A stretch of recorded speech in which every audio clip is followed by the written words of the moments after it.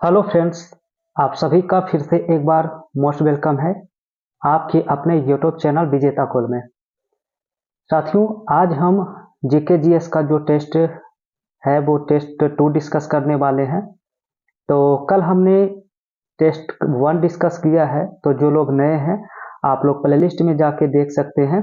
Test 1 का सारा question आप लोग रिवाइज कर सकते हैं। और ये जो डेली जीके जीएस का टेस्ट शुरू किया गया है सीरीज, इसमें आपके सभी एग्जाम को देखते हुए यहाँ पर सारा क्वेश्चन डिस्कस किया जा रहा है। ठीक है, तो चलिए बिना देर किए हुए आज का सीधा वीडियो शुरू करते हैं और आप लोग अपना आंसर जरूर कमेंट करने का प्रयास करिए। यहाँ पर पहला सवाल से पहला क्वेश्चन दिया है कि पृथ्वी की सतह से ऊपर या नीचे जाने पर जी अर्थात इसे गुरुत्वीय त्वरण कहते हैं, तो इसका मान क्या होता है। अगर पृथ्वी से आप ऊपर जाते हैं या फिर पृथ्वी ऊपर से नीचे आते हैं तो फिर गुरुत्वीय त्वरण पर क्या प्रभाव पड़ता है। तो आंसर होता है घटता है। ऊपर या नीचे जाने पर गुरुत्वीय त्वरण का मान क्या हो जाता है, तो घटता है। ऑप्शन यहाँ पर सी राइट होगा। साथ ही यहाँ पर बहुत सारा फैक्ट्स यहाँ पर देखने को मिलेगा, इसलिए आप लोग अंत तक बने रहेंगे तभी आप इसका बिल्कुल लाभ उठा पाएंगे। ठीक है, इसमें जितना भी पॉइंट्स है ये बिल्कुल एग्जाम में छपने वाला सारा सवाल है।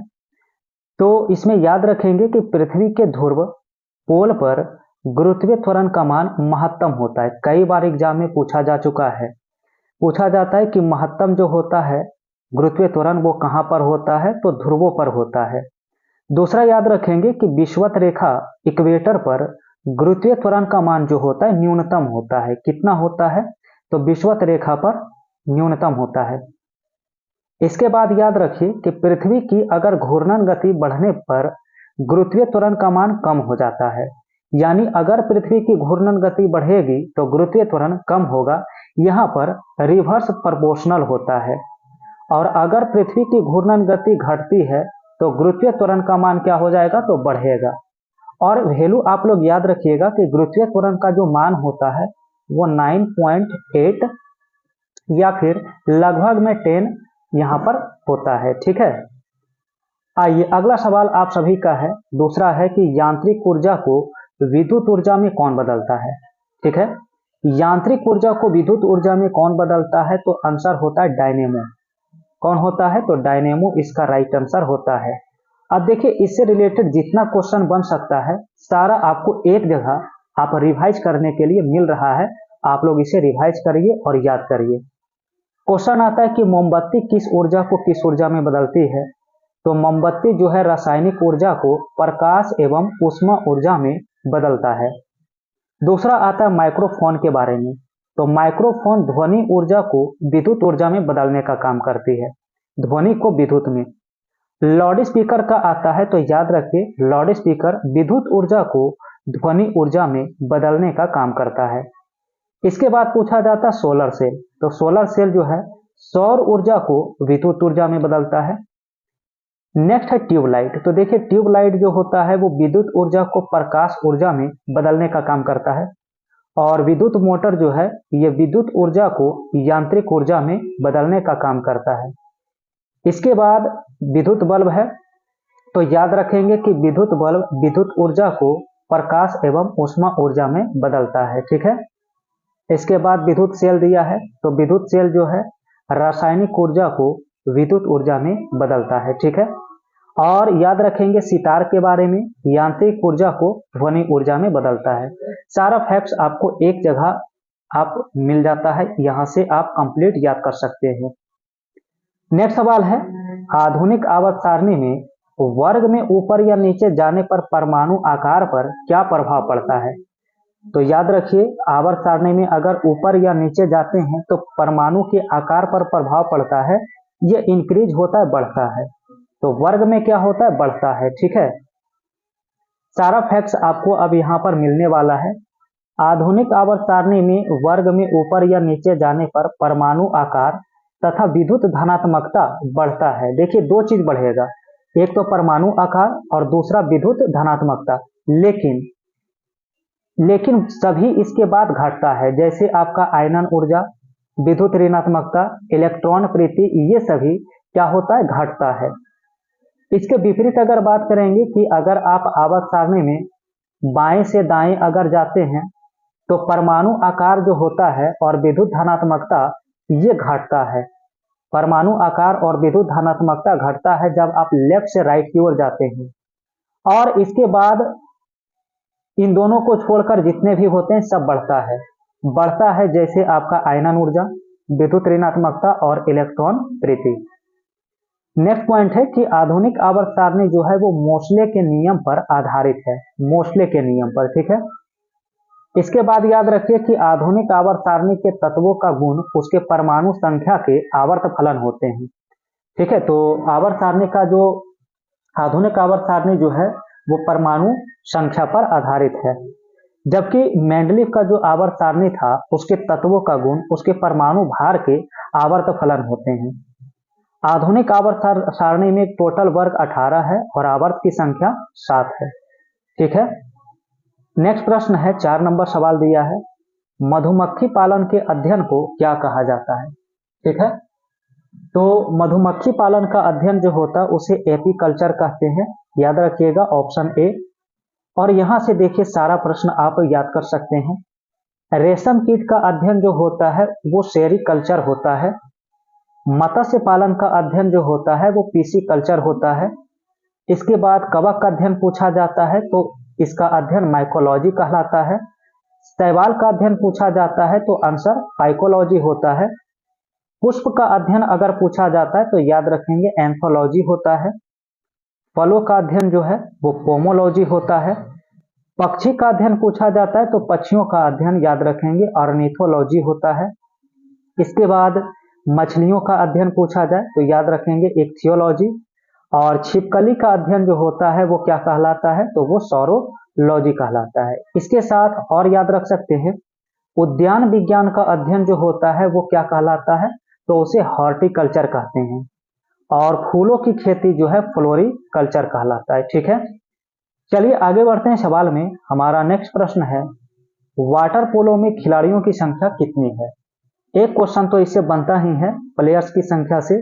तो वाटर पोलो में कुल 7 खिलाड़ी होते हैं। अब देखिए जितने भी खेल हैं उसमें सारे प्लेयर्स आप एक साथ याद रखिए, एक साथ रिवाइज करिए। अगर आपसे पोलो में पूछा जाए कि खिलाड़ी की संख्या कितनी है तो पोलो में 4 होती है। खो खो में पूछा जाता है तो खो खो में प्लेयर्स की संख्या 9 होता है। कबड्डी में 7 और हॉकी, फुटबॉल और क्रिकेट में प्लेयर्स की संख्या 11 होती है। जबकि नेट बॉल अगर बात किया जाए नेट बॉल में तो नेट बॉल में टोटल 7 प्लेयर होते हैं। इसके बाद वॉलीबॉल है तो वॉलीबॉल में खिलाड़ियों की संख्या 6 होती है। और इसमें याद रखिए बास्केटबॉल में अगर आपसे पूछा जाए तो बास्केटबॉल में खिलाड़ियों की संख्या 5 होती है। जिम्नास्ट में प्लेयर्स की संख्या 8 होती है। जबकि टेनिस या टेबल टेनिस में खिलाड़ी की संख्या या तो 1 या 2 होती है। बेसबॉल पूछा जाए कि बेसबॉल में प्लेयर्स की संख्या तो याद रखेंगे बेसबॉल में 9 होती है। और सबसे अधिक रग्बी फुटबॉल में होता है जिसमें प्लेयर्स की संख्या कितनी है, तो 15 है, ठीक है। तो फ्रेंड्स वीडियो आप सभी को पसंद आ रहा है तो वीडियो को लाइक जरूर करिए, शेयर करिए। नेक्स्ट प्रश्न है कि हाथी गुम्फा अभिलेख का संबंध किस शासक से होता है। हाथी गुम्फा अभिलेख, तो इसका संबंध होता है कलिंग राज खारवेल से। इंपॉर्टेंट क्वेश्चन है, याद रखिएगा यहां से। तो यहां पर नेक्स्ट पॉइंट है कि जूनागढ़ अभिलेख का संबंध किससे होता है, तो जूनागढ़ अभिलेख का संबंध रुद्रदामन से होता है। प्रयाग स्तंभ लेख पूछा जाता है तो प्रयाग स्तंभ लेख का संबंध समुद्रगुप्त से होता है। एहोल अभिलेख पूछा जाता है तो इसका संबंध पुलकेशिन द्वितीय से होता है। और इसके बाद याद रखेंगे भीतरी स्तंभ लेख, तो भीतरी स्तंभ लेख का संबंध स्कंद गुप्त से होता है। और मंदसौर अभिलेख का संबंध जो है मालवा नरेश यशोवर्मन से होता है, मालवा नरेश यशोवर्मन, ठीक है। नेक्स्ट प्रश्न है, क्वेश्चन है 1857 की क्रांति का नेतृत्व दिल्ली से किसने किया था।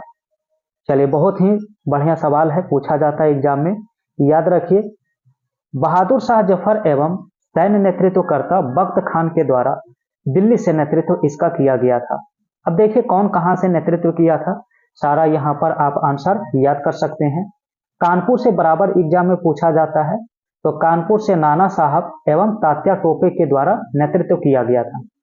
लखनऊ से पूछा जाता है तो लखनऊ से बेगम हजरत महल ने नेतृत्व किया था। झांसी से रानी लक्ष्मीबाई ने किया। इलाहाबाद से जो है लियाकत अली के द्वारा किया गया था। और बिहार के जगदीशपुर से बाबू वीर कुंवर सिंह के द्वारा इसका नेतृत्व किया गया था। ठीक है। बरेली से पूछा जाए तो याद रखेंगे खान बहादुर खान के द्वारा। ठीक है। नेक्स्ट प्रश्न है, भारतीय राष्ट्रीय कांग्रेस के प्रथम अध्यक्ष कौन थे? भारतीय राष्ट्रीय कांग्रेस तो प्रथम अध्यक्ष बनाए गए थे WC बनर्जी, जिसे व्योमेश चंद्र बनर्जी कहा जाता है। ठीक है। तो यहां पर याद रखिए, भारतीय राष्ट्रीय कांग्रेस का जो पहला अधिवेशन हुआ था वो 1885 में हुआ था बंबई में, और इसमें 72 प्रतिनिधियों ने भाग लिया था। जबकि भारतीय राष्ट्रीय कांग्रेस का दूसरा अधिवेशन जो है 1886 में कोलकाता में किया गया था, जिसकी अध्यक्षता दादा भाई नौरोजी के द्वारा किया गया। नेक्स्ट पॉइंट याद रखेंगे, भारतीय राष्ट्रीय कांग्रेस का तीसरा अधिवेशन जो है 1887 में मद्रास में किया गया था, जिसकी अध्यक्षता जो है बदरुद्दीन तैयब जी के द्वारा किया गया था, जो प्रथम मुस्लिम अध्यक्ष बने थे। और इसके बाद चौथा भी याद रखिए कि भारतीय राष्ट्रीय कांग्रेस का चौथा अधिवेशन 1888 में इलाहाबाद में किया गया था, जिसकी अध्यक्षता जॉर्ज यूज ने किया था, जो प्रथम अंग्रेज अध्यक्ष बने थे। तो ये चारों आप याद रखिए, इससे क्वेश्चन तो बिल्कुल बनता ही है एग्जाम में। नेक्स्ट प्रश्न है, अरुण ग्रह यूरेनस का खोज किसके द्वारा किया गया? अरुण ग्रह की खोज जो है वो विलियम हर्शेल के द्वारा किया गया है। क्या होगा राइट आंसर? सी होगा, विलियम हर्शेल। ठीक है। इसकी खोजकर्ता और कब खोज हुई तो याद रखिएगा, अरुण ग्रह की खोज 1781 में की गई विलियम हर्शेल के द्वारा। अरुण ग्रह आकार में तीसरा सबसे बड़ा ग्रह है और इसका तापमान लगभग जो है -215 डिग्री सेल्सियस पाया जाता है। ठीक है। साथ ही याद रखेंगे, इसके चारों ओर 9 वलय में 5 वलय का नाम जो है अल्फा, बीटा, गामा, डेल्टा एवं इप्सिलॉन है। अरुण ग्रह अपने अक्ष पर पश्चिम से पूर्व की ओर दक्षिणावर्त घूमता है, जबकि अन्य ग्रह पश्चिम से पूर्व की ओर वामावर्त घूमते हैं। इसके बाद याद रखेंगे, यहाँ जो सूर्योदय होता है अरुण ग्रह पर वो पश्चिम की ओर एवं सूर्यास्त पूर्व की ओर होता है। इसके सभी उपग्रह भी पृथ्वी के विपरीत दिशा में परिभ्रमण करते हैं। नेक्स्ट पॉइंट है, याद रखेंगे सारा पॉइंट्स आपके लिए इंपॉर्टेंट है। यह अपनी धुरी पर सूर्य की ओर इतना झुका हुआ है कि लेटा हुआ सा दिखाई पड़ता है, इसलिए इसे लेटा हुआ ग्रह के नाम से भी जाना जाता है। और अरुण ग्रह का जो सबसे बड़ा उपग्रह होता है उसका नाम टाइटेनिया है। सबसे बड़े उपग्रह का नाम क्या है? टाइटेनिया। चलिए अगला सवाल है, देखा वायुमंडल की सबसे निचली परत का नाम बताइए क्या है? सबसे नीचे की, सबसे निचला परत जो होता है वो क्षोभ मंडल होता है। कौन सा है? आंसर डी होगा, क्षोभ मंडल के नाम से जाना जाता है। ठीक है। तो क्षोभ मंडल जो है ऊंचाई सतह से लगभग 18 किलोमीटर तक है। क्षोभ मंडल की ऊंचाई सतह से लगभग 18 किलोमीटर, जबकि इसकी ऊंचाई ध्रुवों पर 8 किलोमीटर है और विषुवत रेखा पर लगभग 18 किलोमीटर पाई जाती है। क्षोभ मंडल में तापमान की गिरावट की दर जो है प्रति 165 मीटर की ऊंचाई पर 1 डिग्री सेल्सियस की कमी होती है, या फिर 1 किलोमीटर की ऊंचाई पर 6.4 डिग्री सेल्सियस की दर से गिरावट होती है। दोनों याद रखिएगा, 165 मीटर पर 1 डिग्री सेल्सियस, 1 किलोमीटर में 6.4 डिग्री सेल्सियस की गिरावट होती है।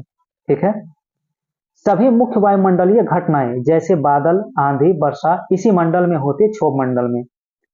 इस मंडल को संवहन मंडल कहते हैं, क्योंकि संवहन धाराएं इसी मंडल की सीमा तक सीमित होती है, और इस मंडल को अधोमंडल के नाम से भी जाना जाता है, इसे भी याद रख लीजिए। ठीक है। नेक्स्ट पॉइंट है, क्षोभ मंडल और समताप मंडल को अलग करने वाले भाग को क्षोभ सीमा के नाम से जाना जाता है। तो क्षोभ मंडल और समताप मंडल को अलग करने वाले भाग को क्षोभ सीमा कहा जाता है। ठीक है। तो फ्रेंड्स, अब है आज का सवाल। इसका आंसर आप सभी को कमेंट बॉक्स में बताना है, फटाफट कमेंट करके। तो आज का हमारा सवाल है बहुत ही सिंपल क्वेश्चन है, पोलैंड की राजधानी कहाँ है? तो बताइए, पोलैंड की राजधानी बुडापेस्ट, वार्सा, प्राग और बर्न। चलिए आप लोग अपना आंसर गेस करिए और फटाफट कमेंट करिए कौन सा ऑप्शन आपके अनुसार राइट हो रहा है। ठीक है। तो फ्रेंड्स, आप सभी को लगातार जीके जीएस का डेली टेस्ट देना है इस चैनल पे। ठीक है, तो चैनल पर जो भी नए हैं आप लोग चैनल को सब्सक्राइब करिए, बेल आइकन की घंटी प्रेस करिए और वीडियो आप सभी को पसंद आया है तो लाइक करिए और शेयर करिए।